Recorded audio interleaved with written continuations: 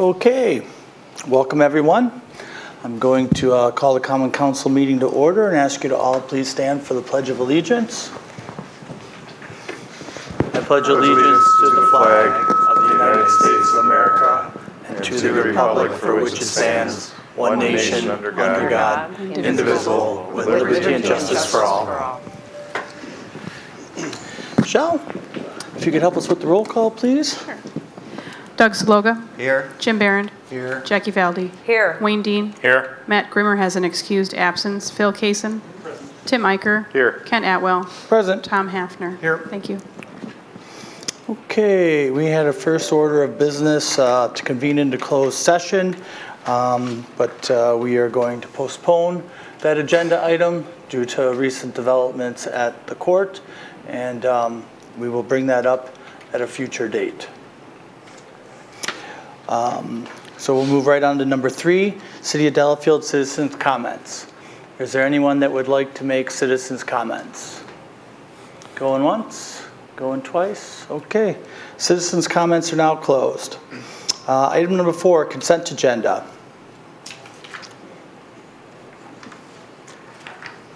I motion to approve the consent agenda. I'll second. Second? Okay. All in favor say aye. Aye. Opposed? Abstentions? Passes? Okay. We have a guest here. What item are you, Phil? 8A. Okay, so we are going to jump to new business, 8A, discussion and possible action to approve a parameters resolution authorizing the issuance and sale of not to exceed $2.6 million general obligation promissory note, Series 2020A. And Phil is already up there and ready to go. Name and address. Thank you, Mayor. Phil Cosson with Ellers and Associates, and nice to be back in Delafield tonight. I'm getting used to going back to meetings. It's, I've been doing this 25 years, and I had almost 2.5 months from going to meet a lot of Zoom meetings and WebEx and GoTo and you name it. But well, welcome back. Thank you. This is becoming a new routine again. So, well, for those that are new, I've been working with the city over the last decade plus on a number of issues. Primarily, when the city goes to market to issue debt for capital projects, we assist with that process and issue bonds working on behalf of the city. We also have been involved in a few other items in the city, including creation of a tax increment district and a few other odds and ends throughout the city. So I wanted to at least introduce you to me and what we do on behalf of the city. You have 2 items in front of you in your packet. One's a resolution, and the other is the pre-sale report. I want to kind of walk through the pre-sale report, go through it in a little bit of detail, but I'm going to kind of give you the highlights and then talk a little bit about process and timing for this issue. We've been meeting with village or city staff and put together the financing based upon the capital needs of the city. And then, as many of you probably are aware, interest rates have fluctuated a great deal but are very low. So as always, we look at the possibility of refunding debt at the same time. And there's 2 items that within this debt issue that tie back to existing debt obligations you have and refinancing those at a lower rate.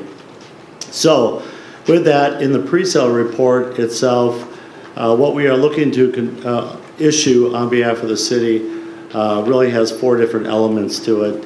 The first element is capital projects, and that's broken up between general fund of $1,420,000 and change.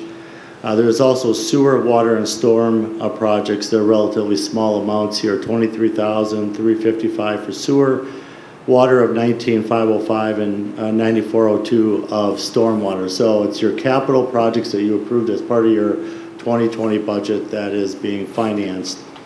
In addition to that, back in 2012, I think it was, we created a tax increment district for the housing development directly to the east of us. That development had a bank note that was taken out, and that bank note has a balloon payment that's coming due in the next year or so. And so now that we have a good handle on what the revenues of the tax increment district are, we thought it'd be best to try to lock in the lower rates and take out that balloon payment now, with the intent to try to close out that district as soon as possible. So we're looking to take out the balloon payment from the Waukesha State Bank note that was taken out on behalf of the tax increment district. In addition to that, we're looking to refund the remaining portion of a general obligation bond that was done really for this facility.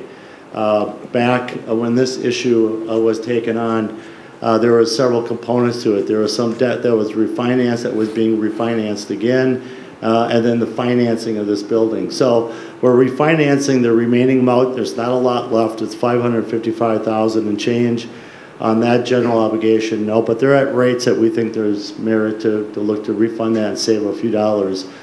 That savings will be spread between the general fund, water, sewer, and stormwater, because that's how the debt service on this has been built out. A portion of it's being charged back to water, sewer, and stormwater, and the rest is hitting the general fund. So we have an allocation page in here that's about this long, and it's because we all have all these different sources paying for it, and there will be a small amount of savings in each one of those. So all total, the total amount is $2.6 million, again, of which $1,472,000 is new projects. The rest is refinancing existing debt.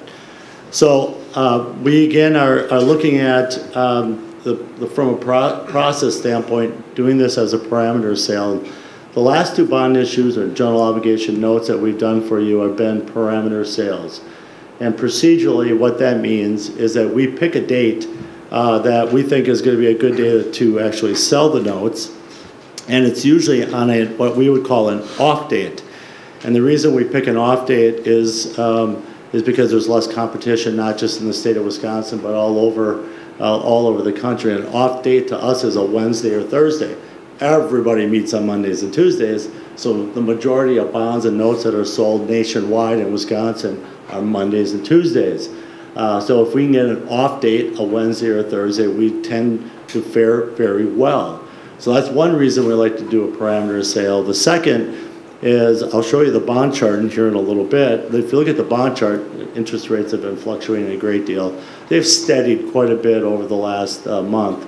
But in case we continue to see wild fluctuations in the market, we want the ability to be able to kind of pull back and not hold the sale.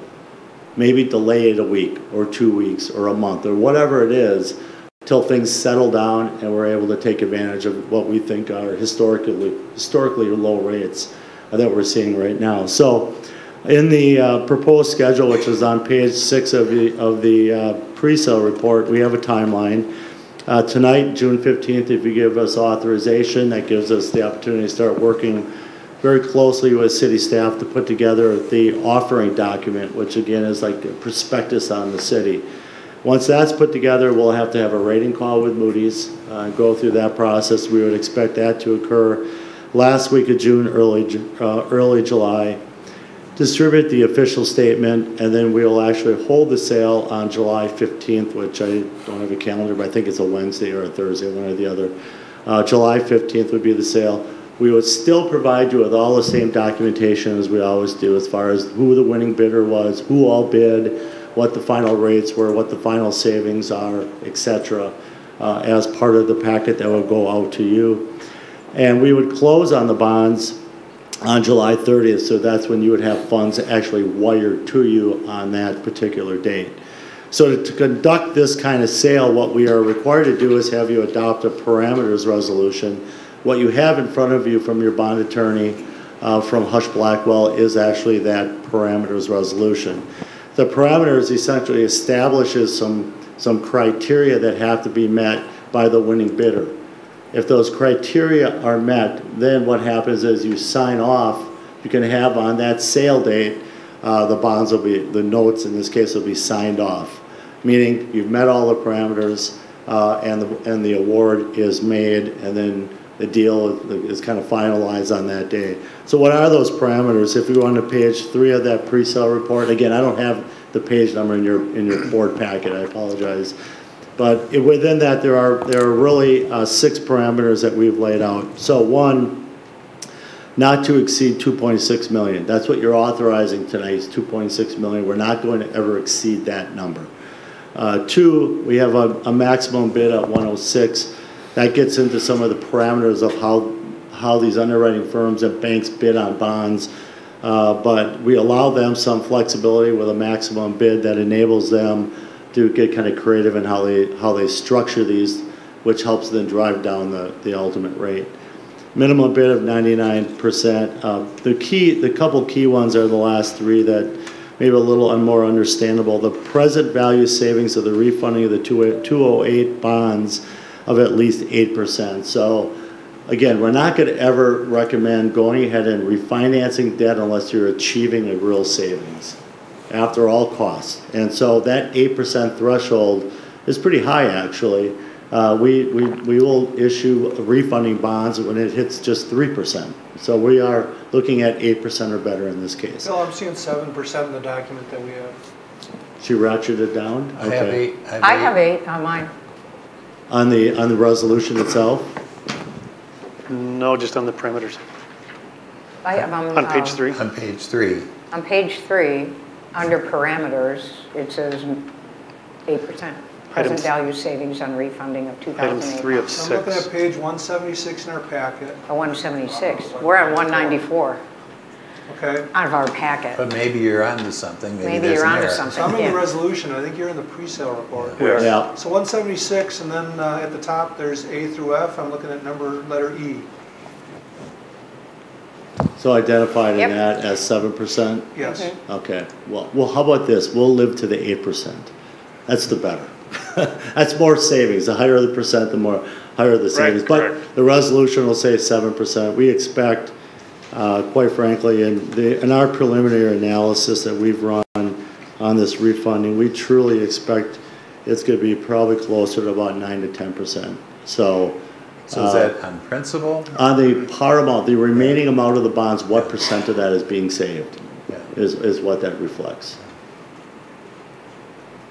And not on the full 2.6 million, on the actual But on note that's being couple refinanced. $500,000, Yeah.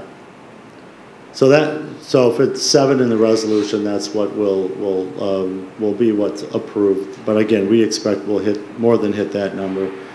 We also have identified a true interest cost of no higher than 2.25%, meaning the rate being no more than 2.25%. We've seen 10-year notes in the last couple of weeks well under 2%. So again, unless we see a lot of market movement in the next couple of weeks, we expect we're going to be well under 2% here as well for the 10 years.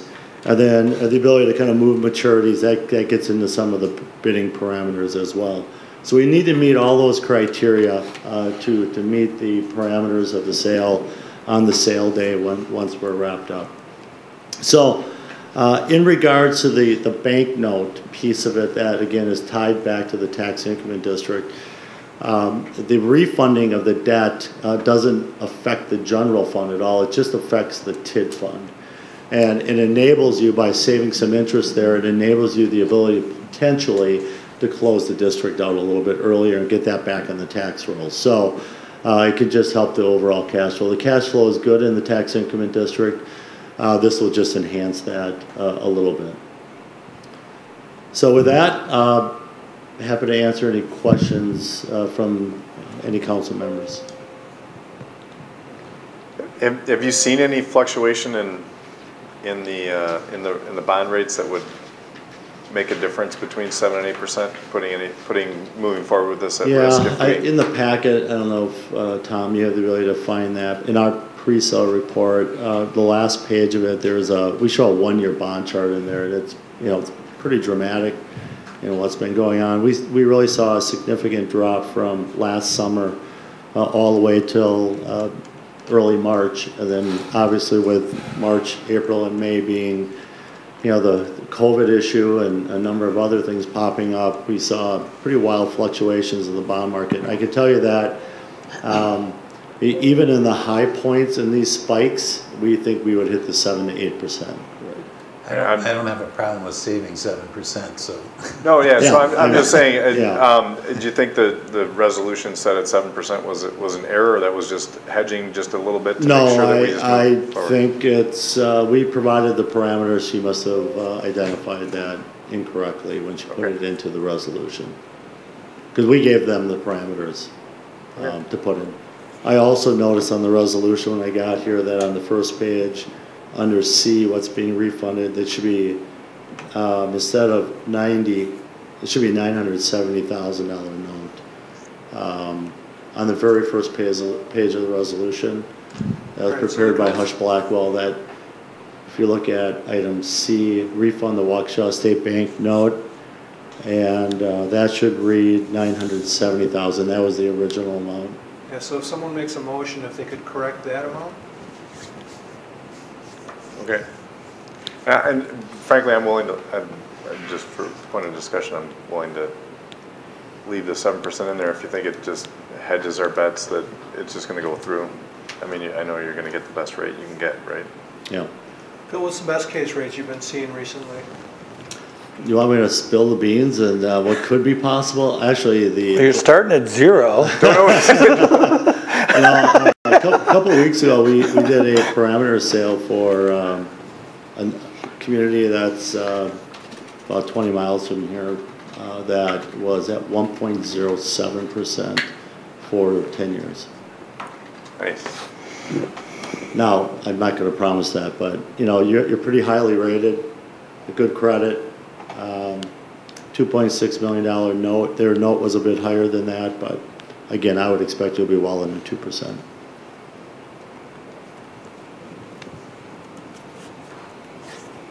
You didn't even tell me about that one. I know, I was saving that. Good. I was trying to come with good news, or share good news. Don't overpromise, right? That's right.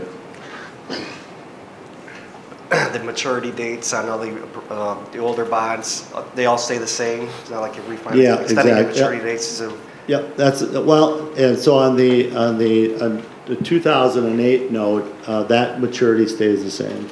On the bank note, again, they had the balloon payment, and we're stretching that balloon payment out to match up the revenues of the tax increment district, so it's going out an additional 4 years. But again, that's all handled within the TIF fund, and we're just matching revenue of the TIF to the debt service each year. And that TIF really is delayed because we lost the case on the elderly housing back here, so. And that balloon payment, we always knew we were going to have Yeah. to refinance it. It's too large for our TIF to handle. Yeah. So I'll make a motion to pass the resolution and correct the language to read 970,000 on the first page. And Are we also changing the percent on the second page, or no? I'm happy with the 7%. I'll second. Thank you. All right. Is there any discussion? All in favor say aye. Aye. Opposed? Abstentions? Passes. All right, thank you. Thanks, Thank Phil. you. Thanks, Thank you Phil. for taking me out of order as well. I appreciate it. I did not touch the microphone. I know these guys are on the Planning Commission agenda. How about you two back there? No? We're good? Okay. All right, we'll get back to the regular order here then. 5A licenses.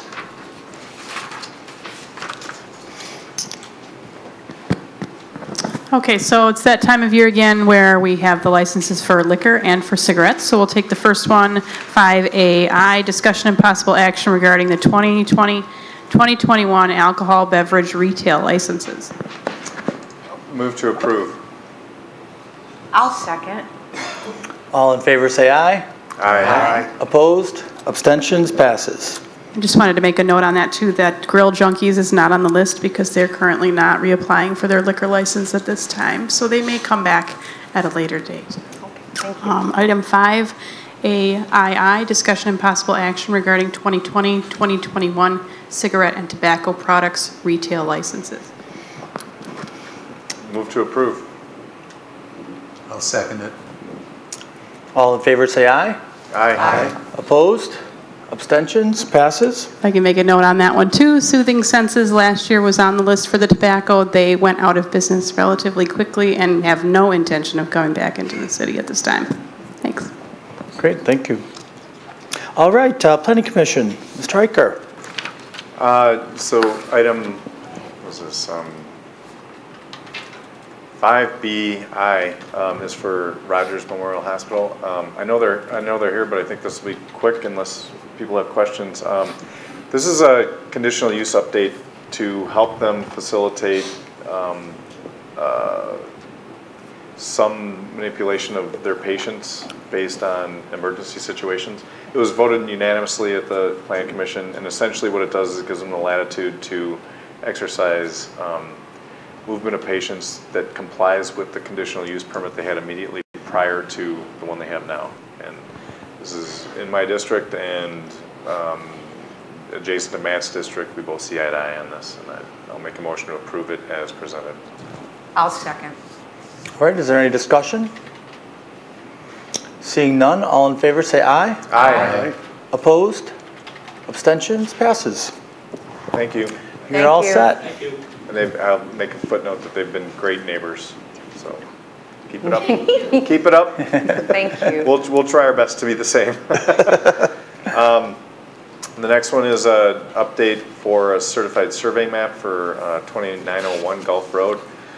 This is a cell tower appliance that's at the between Walgreens and Kohl's on Gulf Road there.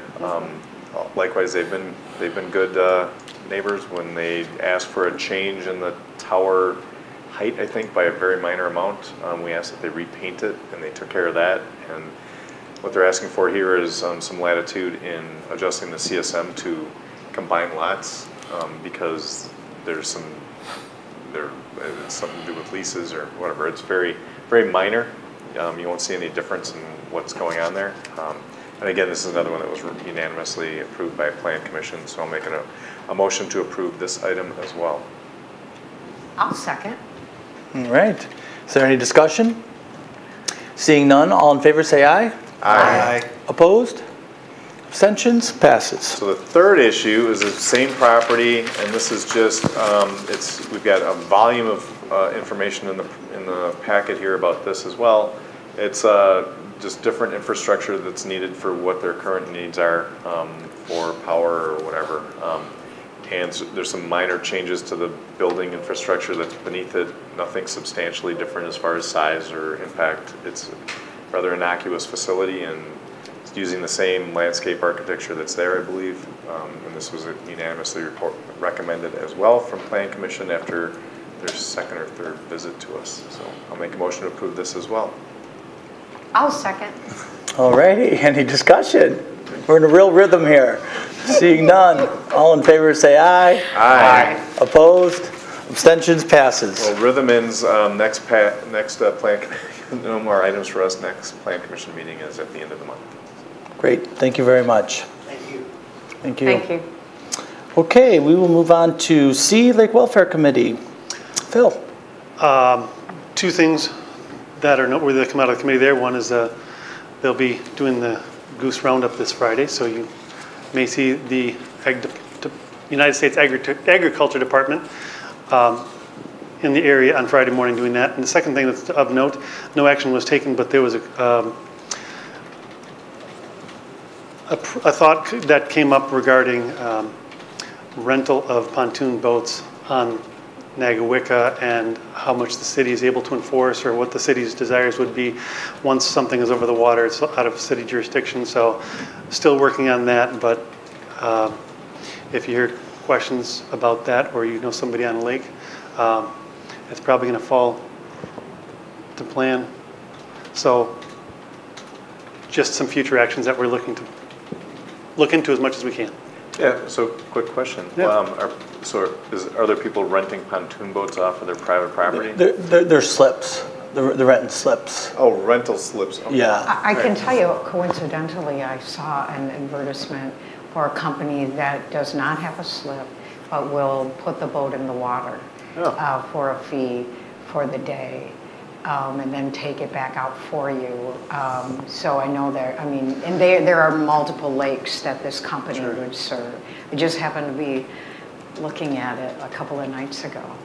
I do have a question for lake welfare that maybe you can bring, and that is about lake boats. Might be something that, I'm on the water a lot, and they really churn things up, and I don't know a whole lot about them, but I'm just wondering the damage they might be doing to the shorelines. I don't know. So it might be something that, a homework assignment for you, Mr. Casson. Okay, thank you very much. I'll help fill out. If you check the minutes from the Lake Welfare Committee over the last 4 years, it's probably been on 7 different agendas. Has it? Okay. Just so you know. Just so you know. We even had an industry expert come in once and give testimony as to the length and the fetch and how far they would go. And it really just comes down to being courteous. If you're on those boats, you need to be courteous and stay away from other people, not to negatively swamp them. I mean, because you can swamp a kayak easy, but even a pontoon, a smaller pontoon, you can wet their entire deck if you're not, if they're not courteous. And so. Gotcha. Thank you. Okay, thank you very much. D, Park and Rec Commission. Mr. Grimmer is not here, so I'll read it. Discussion and possible action on whether to continue, modify, or terminate the existing agreement with the Village of Heartland Recreation and Community Education Program. The Park and Rec Commission recommended to continue the Village of Heartland Recreation Program as is for year 2020-2021, with 6 members voting in favor and Alderman Grimmer abstaining. So I think here no action is required if you want to leave the status quo. Is that fair? This is kind of a budget item coming up, right? Yeah, this was brought. We talked about that. Well, in order to modify or terminate the agreement, we would have to notify the Village of Heartland by September 1st.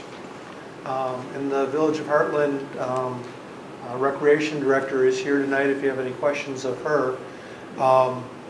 So they are hoping that we will give them a definitive answer sooner rather than later, possibly with a definitive answer as soon as tonight if the Common Council is comfortable doing so. I know Alderman Grimmer identified this as a potential budget cut last year, but then we realized we were making that cut after the deadline to notify Heartland, so we continued for 2020. We did meet earlier this year, myself and Jim Ryer as the chairman of the Park and Rec Commission, Matt Grimmer, Kelly from Heartland, and the Heartland administrator. We talked about some options. One option that we did talk about, and let me just, for the purpose of the conversation, the costs involved in this program are about $6,000 to $7,000 per year. And we could potentially reduce that by $2,000 to $3,000 if we don't do what we're currently doing, which is to mail a copy of each programming guide to every household in the city of Delafield. So that was gaining some traction, I think, as far as a potential solution to, or a compromise to reduce some costs, but also keep a recreation program for our residents. But that's kind of where it was left.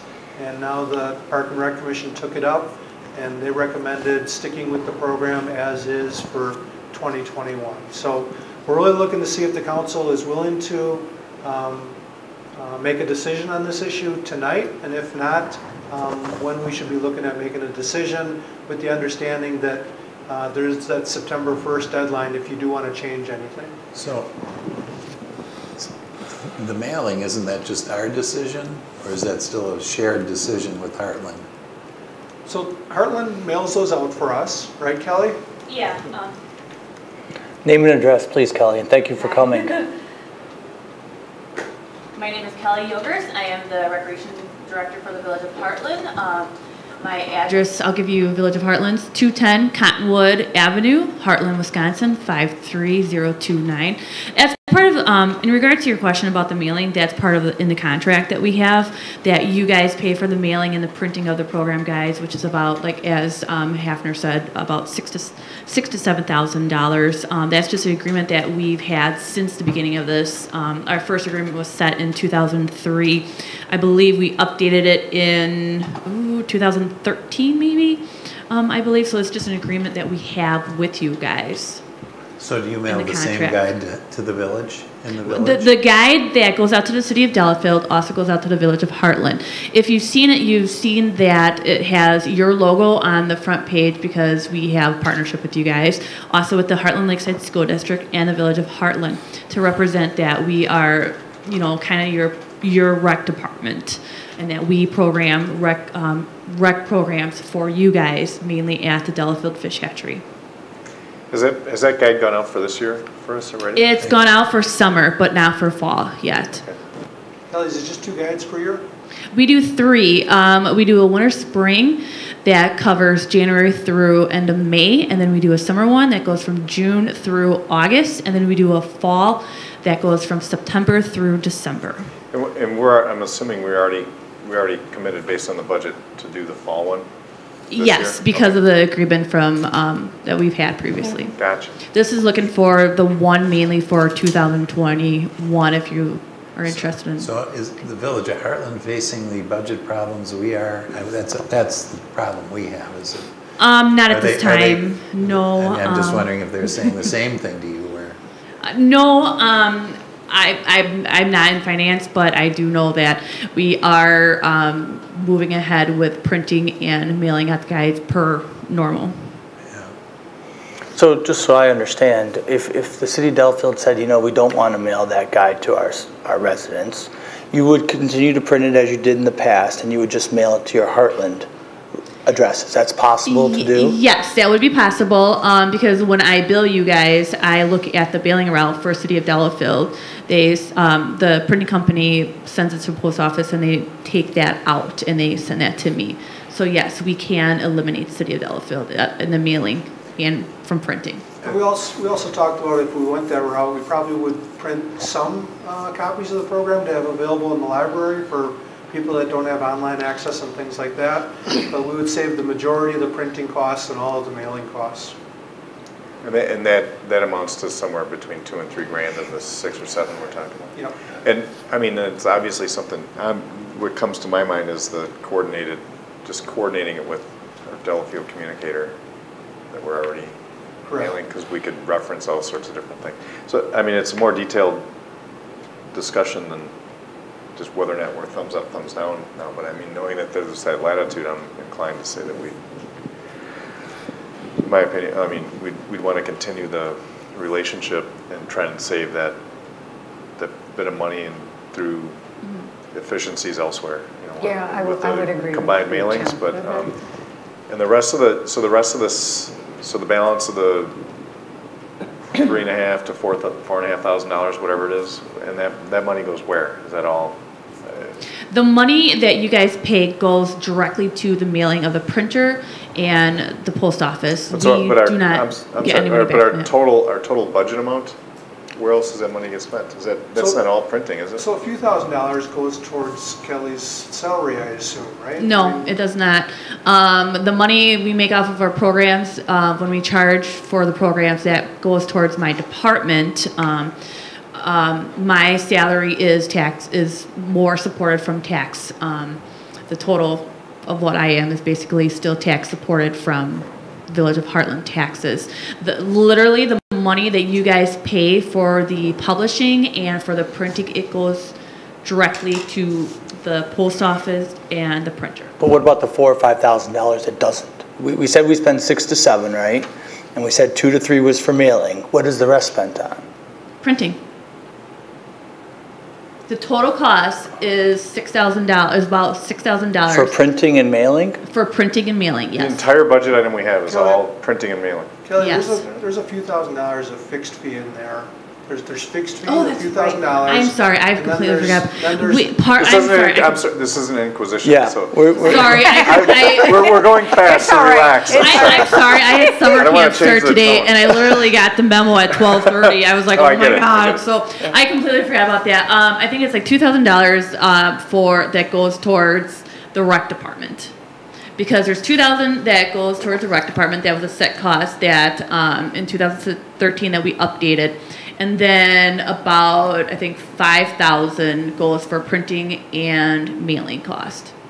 I believe you have. Okay, so I was off a little bit on numbers. The total is about 7,000, and if you completely eliminate printing and mailing, you could take 5,000 off of that, but we're suggesting that you should keep some printing. Yeah, keep the relationship, And- as per the Park and Rec Commission recommended to continue. So, and then save some money by not mailing things. So Park and recommended continuing to do what we're doing now. Mailing out. Oh, okay, and they want us Continuing to. as is. Okay. So, And just to be clear, regardless of whether we want to terminate or modify, we have to do that by September 1st. And modifying would mean coming to an agreement with Heartland. And based on our meeting, I think they were on board. If we wanted to go this direction, that would be okay. Right? I think we talked about like giving it a year and seeing how it goes. I mean, we do think it's important to have a printed copy. All big rec departments are bigger than me, like Waukesha, Brookfield. They all still print it out. It's a little like reminder. It's good for the new residents to get that in the mail and have it to remind them, and for old residents who have been here for a while that there might be something that they're interested in, or they're in a different stage in their life where they can now participate in the programs. so would that impact the participation at all? If we're not mailing and advertising, would you have fewer people showing up for the programs then? I think you would have probably the same people showing up as before. You probably would not have an increase or anything, and it would be really hard to sell a new program at the fish hatchery or through in Delafield, because that is our way. I mean, yeah, it'd be hard. I mean, we do have constant contact, Facebooks and everything, but something about that in your hand is very more beneficial. And one thing we talked about internally too is if we go away from the mailing and we're going to rely on other forms of advertising, that would be something that our staff would then be responsible for that we're currently not responsible for. So,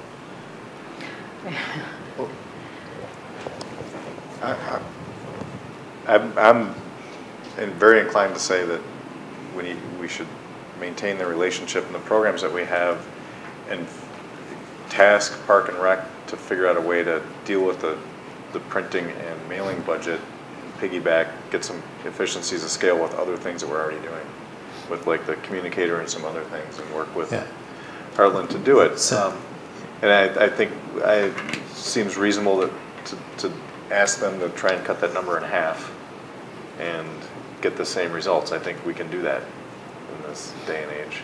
Certainly You know what I reduce mean? the number. So I don't agree with the fact that we should just maintain status quo, but I think they're up for the task.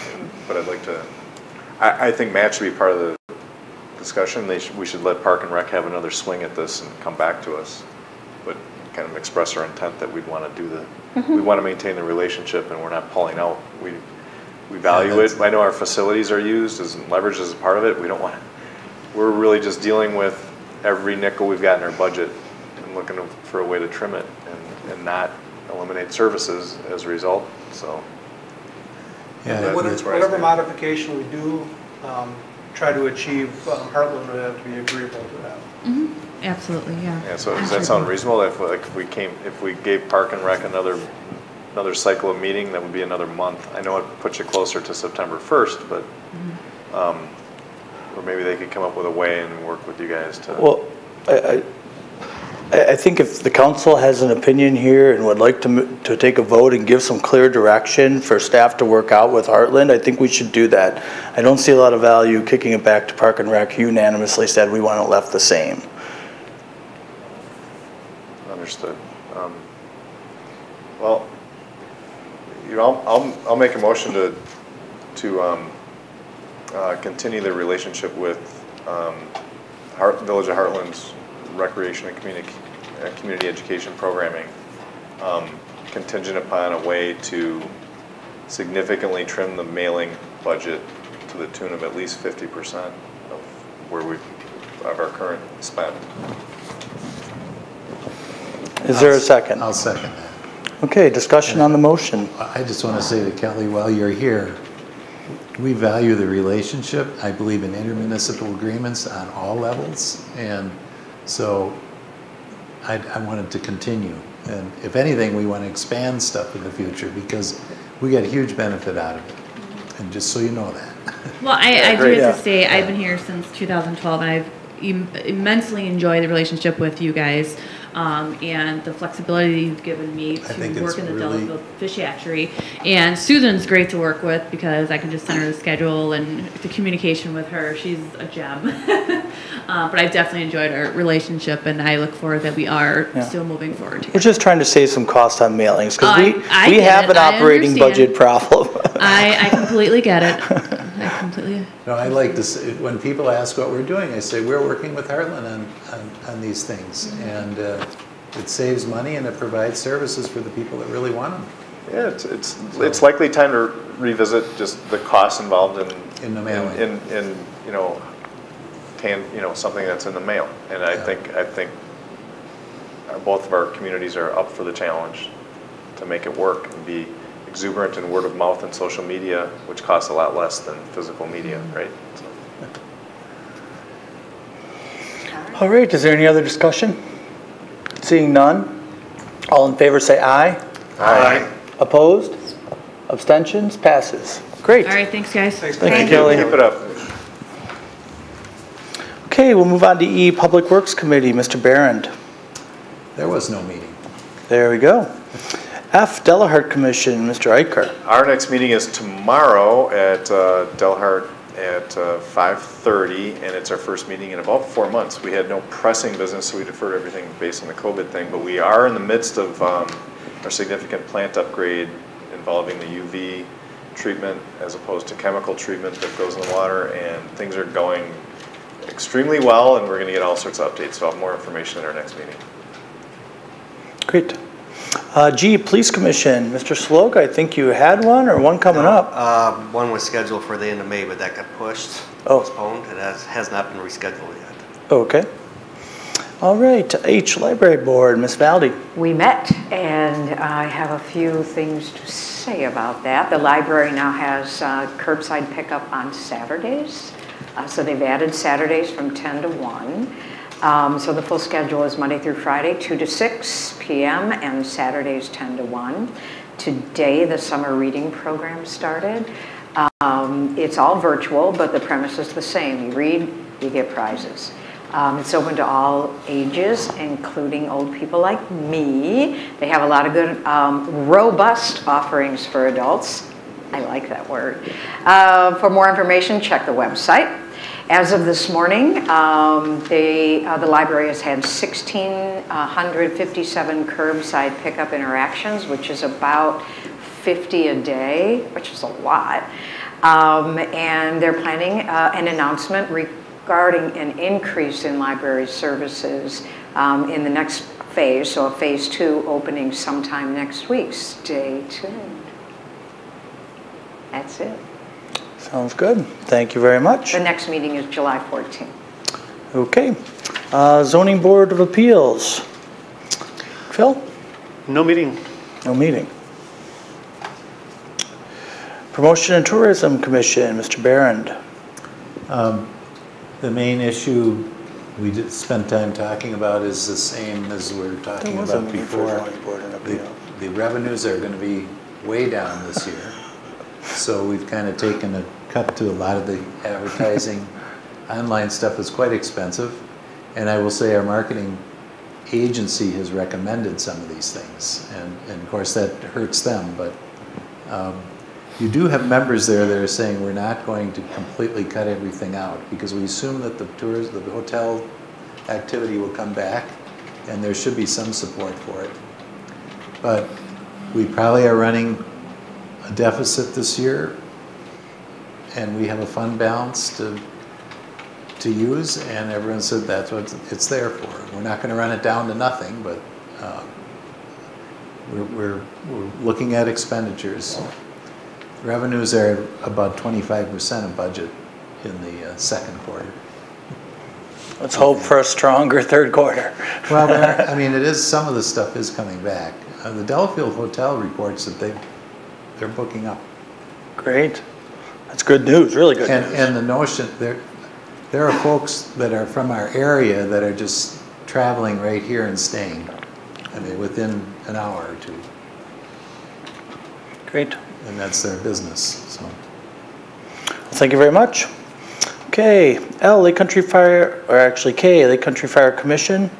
No report, no meeting that I'm aware of. L, Lake Country Fire Board, Mr. Grimmer. He's not here. Tom, do you have anything to add on that, or? I do not. Okay. M, Tree Board, Mr. Grimmer's not here.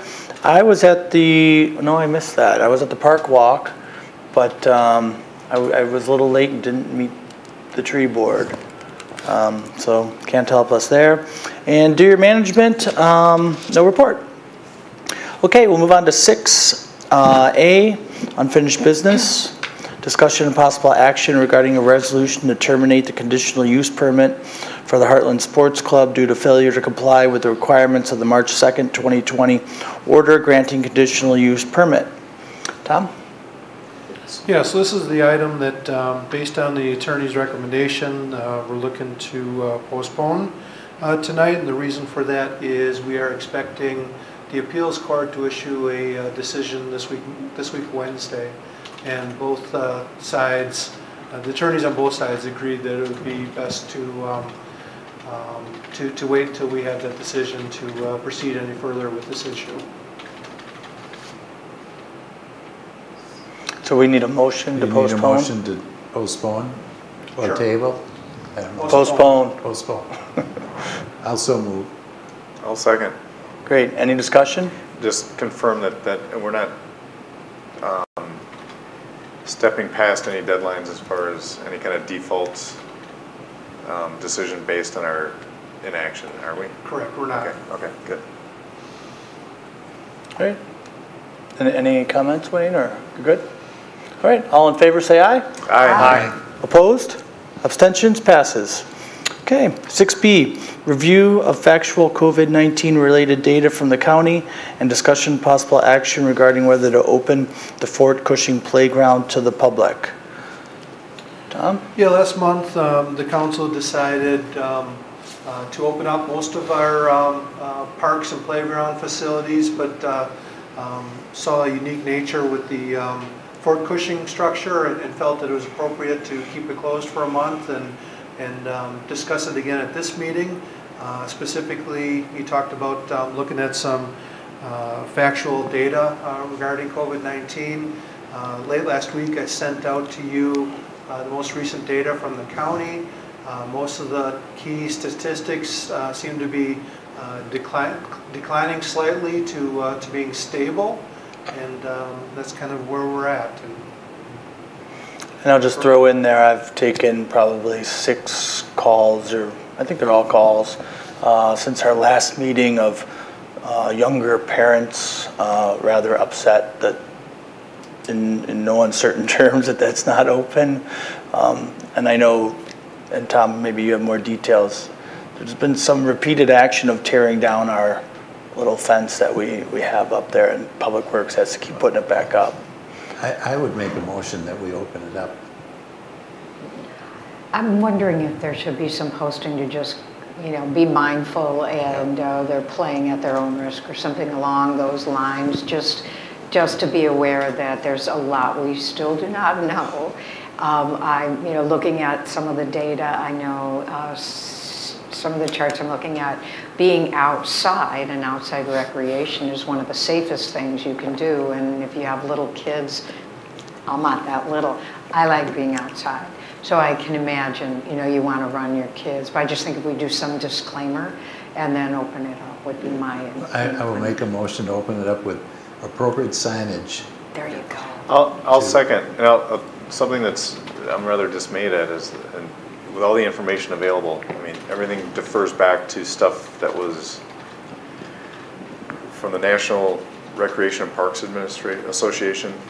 They're saying they're working on a report, and everything just sort of cascades back up to CDC recommendations that were available in March.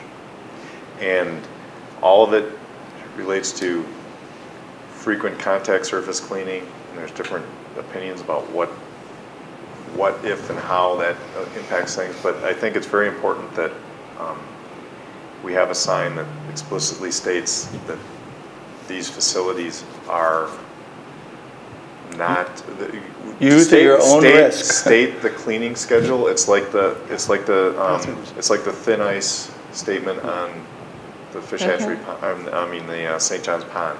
I mean, it's danger would be an appropriate term to use.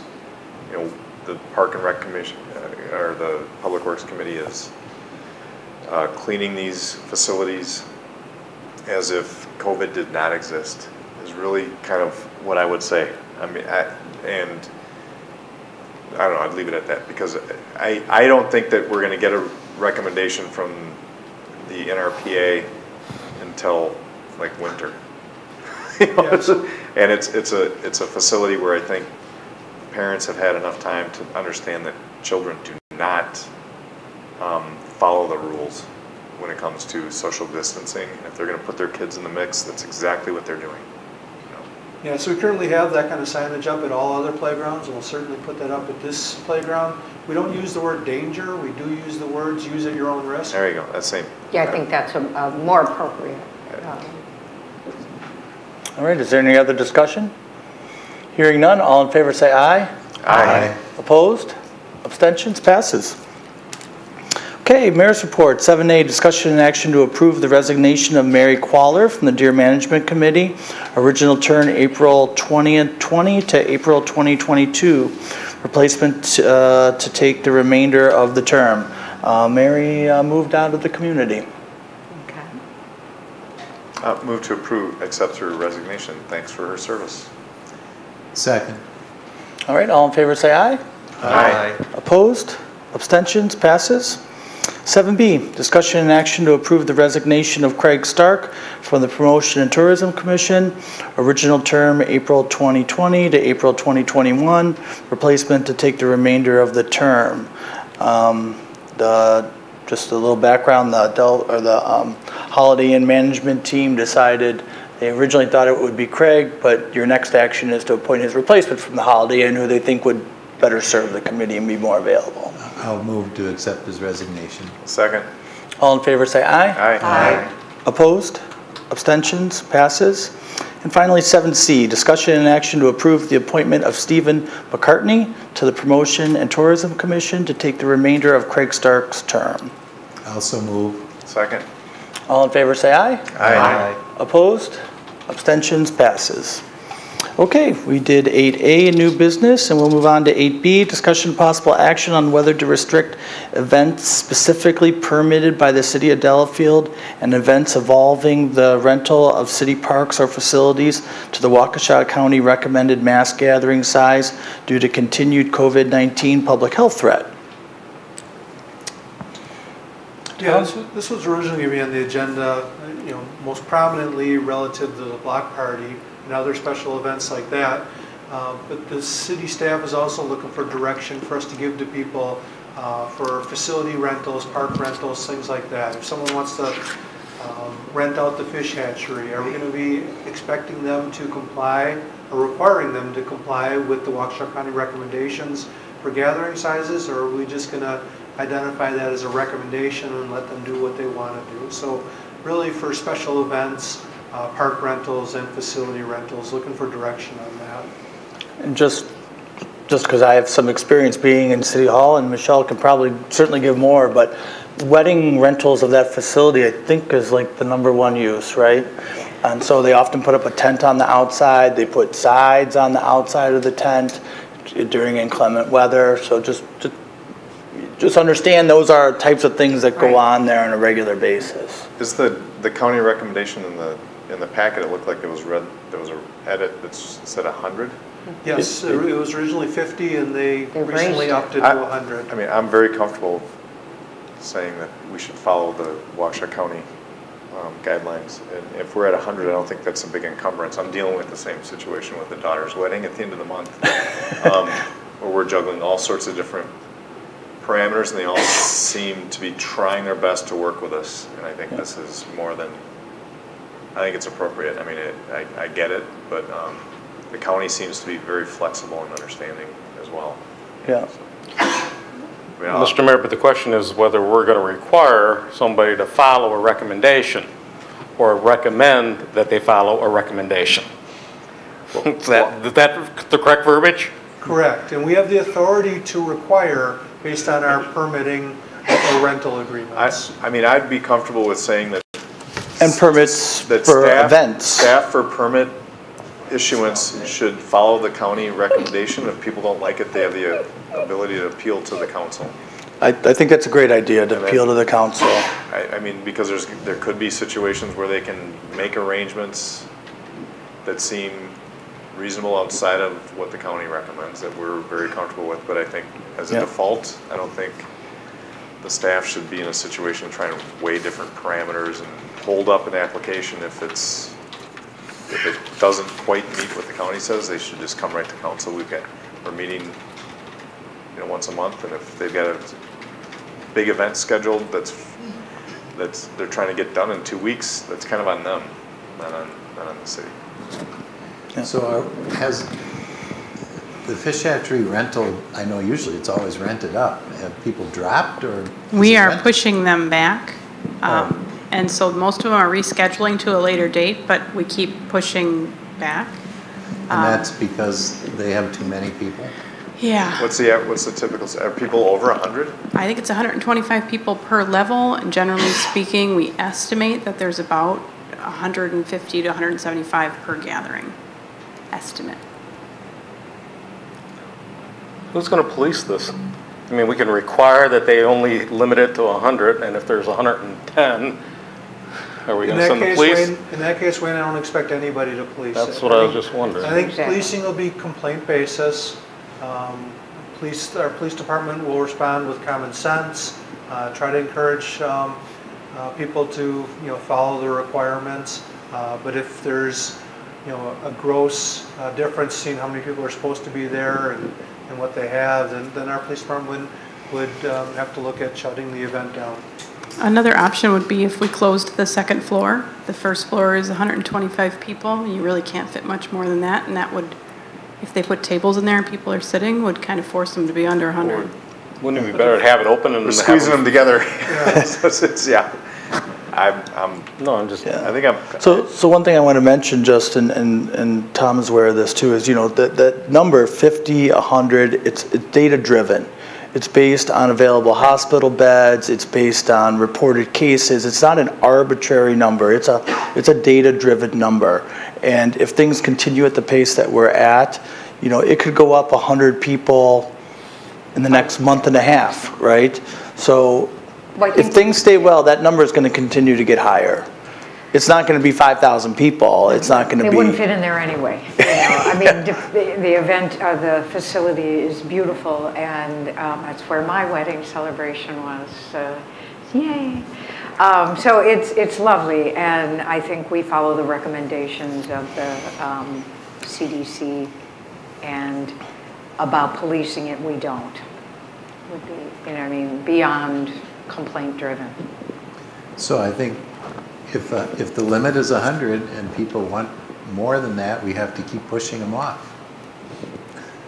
Right? Until the number changes. Yeah. Yeah. Well, if they want to rent now for September, October, we tell them, okay, but you're going to have to follow the county requirement that's in place at that time. Mm-hmm. Yeah. Correct. I mean, I think the hotels are faced with that. Yeah. Mm-hmm. Yeah.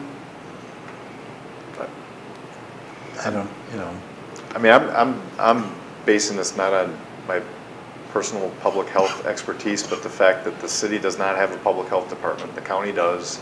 Right. And they've got people that are making these decisions, and it's specific to our region. It's not coming out of California or Hawaii or Seattle or wherever. It's specific to Waukesha County. Yeah. And I trust them to do their job, and I'm not going to try to usurp their authority on what's right. And I'm sure that they're getting some push to expand these things. I mean, it's an economic issue with the hotels and versus a health issue. You know that's going on. So I agree, we should rely on them because they will, and if there's a case to be made, I think they'll adjust it upwards. But like I said, if they want to appeal to the council, that'll give them time to consult with Waukesha County to state the specific circumstances. If most of the activity is going to be outside in a tent, I mean, maybe they can make the case and have somebody from the county say, this makes sense, and more or less do a site survey and say, we condone this, as opposed to us trying to figure out a number based on what we don't know. Yeah. You know? Yeah. I'm not sure Waukesha County is going to provide that level of service to each of the municipalities. I'm just deferring to them to say that they're the experts, and if they don't want to do it, then we can't. So it'd be nice if they made that type of consultation available, but. Yeah. So it sounds like we have a consensus there. So we have 2 events that we're aware of, right, that have nothing to do with the fish hatchery, but they are permitted events. And Tom, if you could take one of these and just pass them down. So the first one is the 4th of July fireworks on July 3rd. That's a permanent event. And thus far, you know, the consensus from staff and just about everybody I've talked to has felt that, you know, that's a safe event, right? That it's spread out. Most of the people, a large majority of the people that watch that event are watching it from their home shores and family units, or they're on a boat on the lake, and the 2 easy public places for people to watch, amongst other ones from different heights and elevations, but is the St. John's Park and then the Nagiwaki Park, where the police department says, you know, they're going to try to help, and the advertising, you know, suggests social distancing in those areas. So is that one where you guys would like to have a representative from that committee come and give you more details? Or is that one where you think that we can let it go at the status quo? I think the fireworks on the island are just made for this. Yeah, so I think so too. And the Village of Heartland is going ahead with their fireworks, and they're going to deal with it in their park. So I think, my view is the fireworks go on. If they wish to pull a permit, we should issue it. Yeah. Just to clarify, that permit was issued in April already, and there is no requirement in there for maximum number of people or anything like that. Okay. I'm just trying to get a consensus, right? I mean, we made this rule, people might ask, and I'm just trying to get some feedback from the council that you're, you know, generally comfortable with the July 3rd fireworks on the lake. Yes. Okay. And the fireworks doesn't include people on property that they rent from the city or for public property.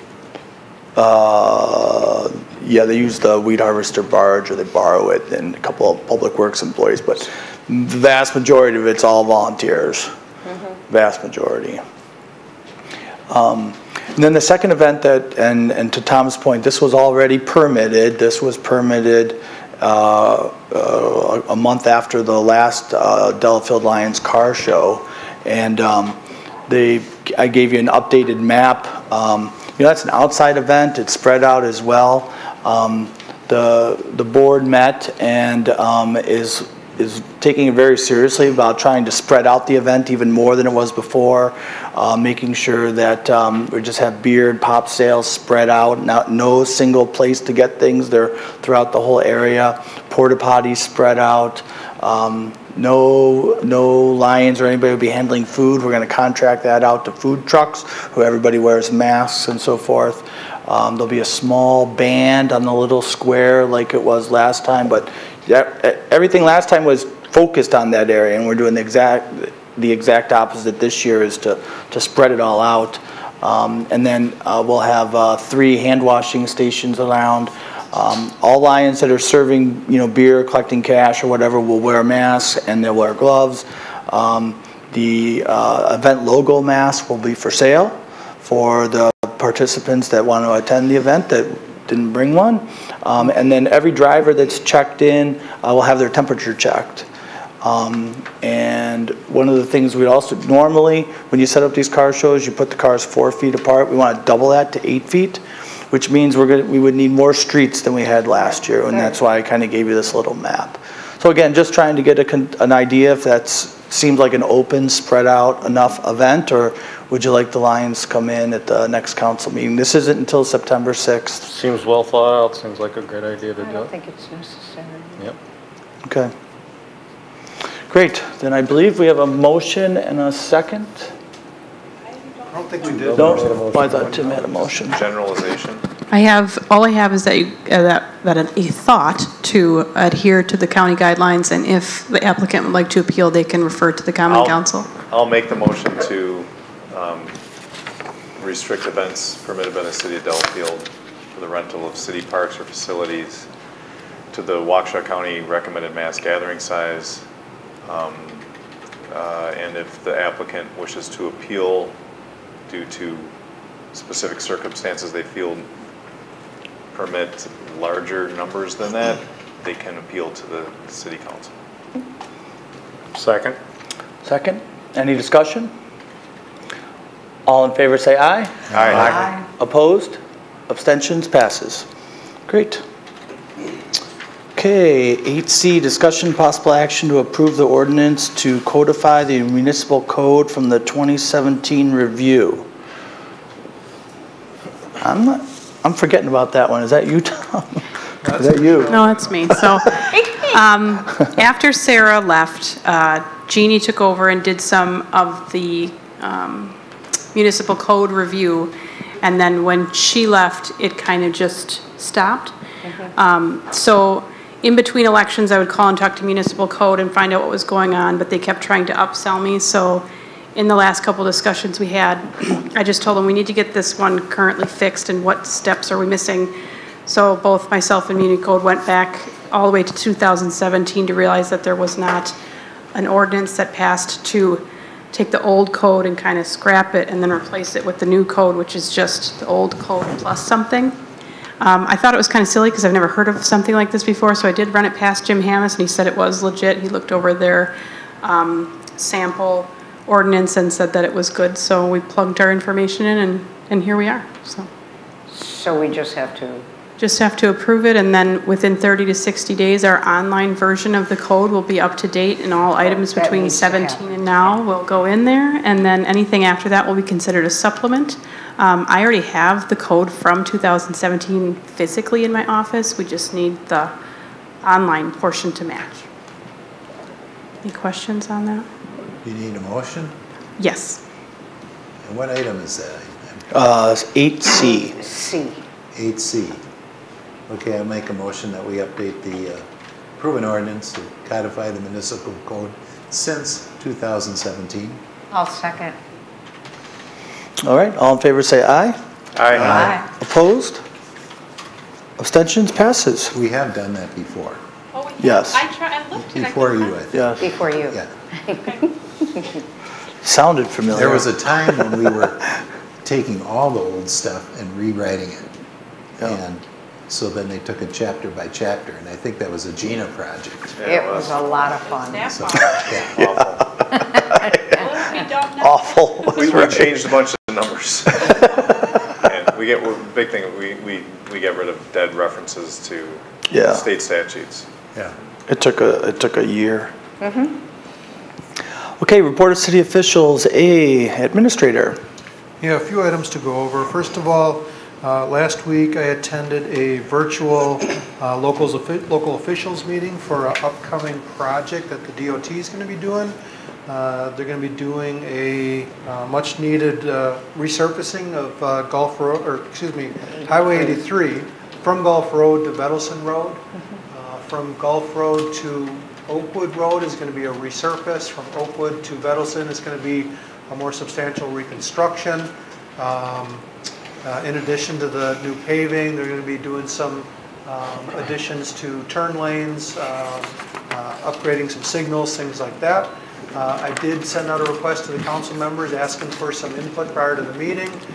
Two of the council members had the same thought, that the monotone traffic signals that they are proposing to go in are not aesthetically pleasing and consistent with what the city of Delafield is trying to do.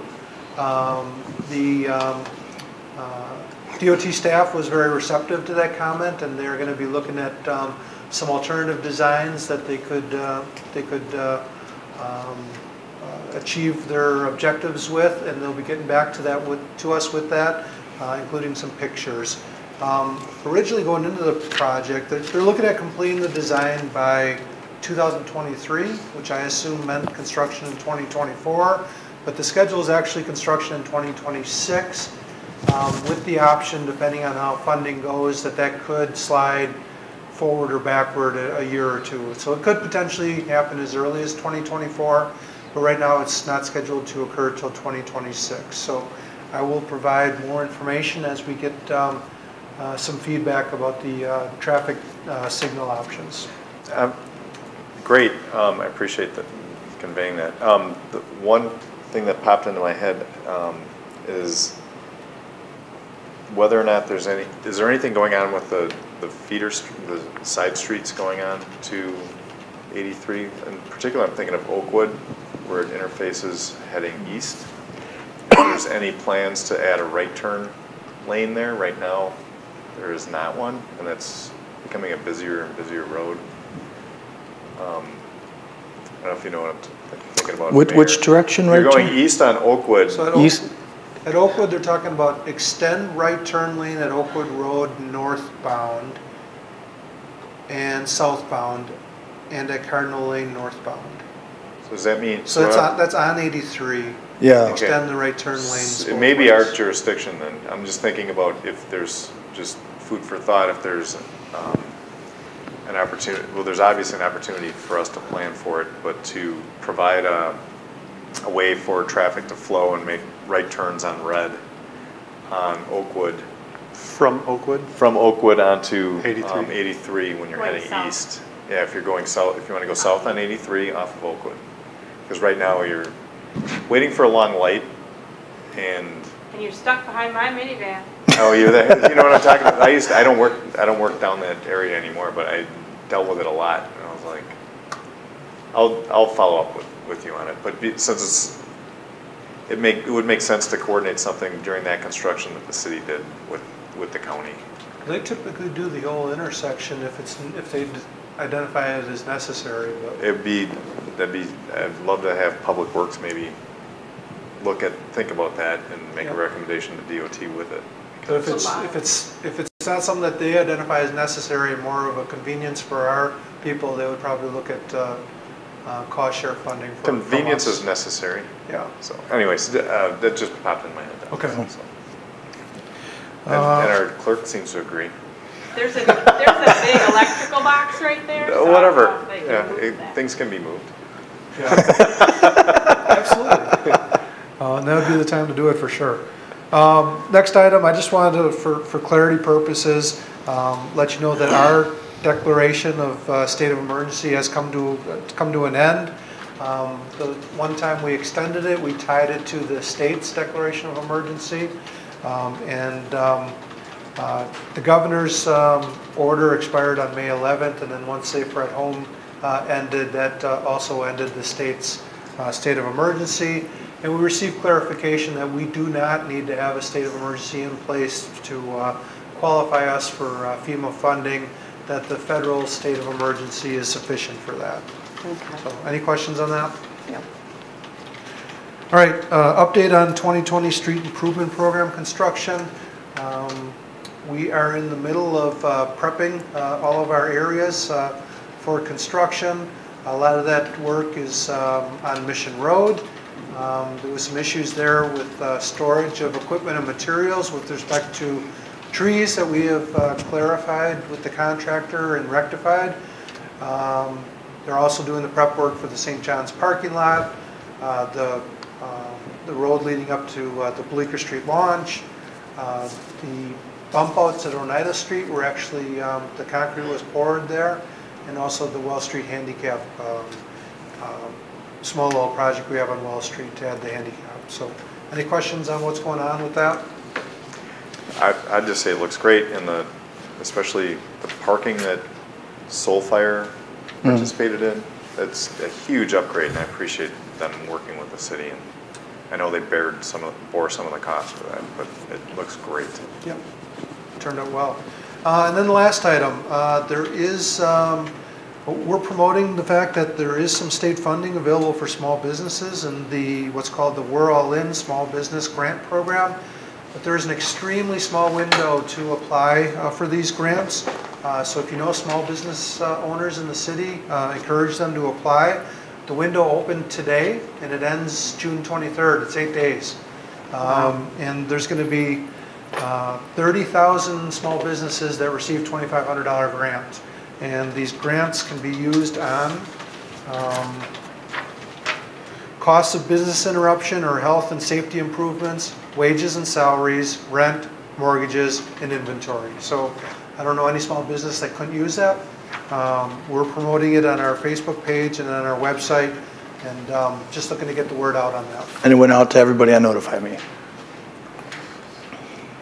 And that concludes my report. Thank you. Great, thanks, Tom. Clerk's report? I just have the discussion and action on the voucher list, please.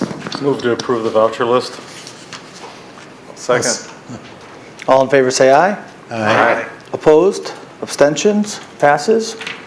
Number 10, correspondence. I'll refer you to the letter in the packet from Arrowhead Union School District regarding their election results for their Board of Officers.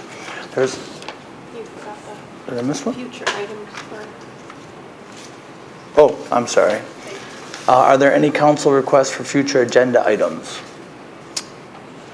Seeing none. I'll refer you back to the Arrowhead letter. And number 11, there's no further business. Therefore, the meeting is adjourned at 8:16.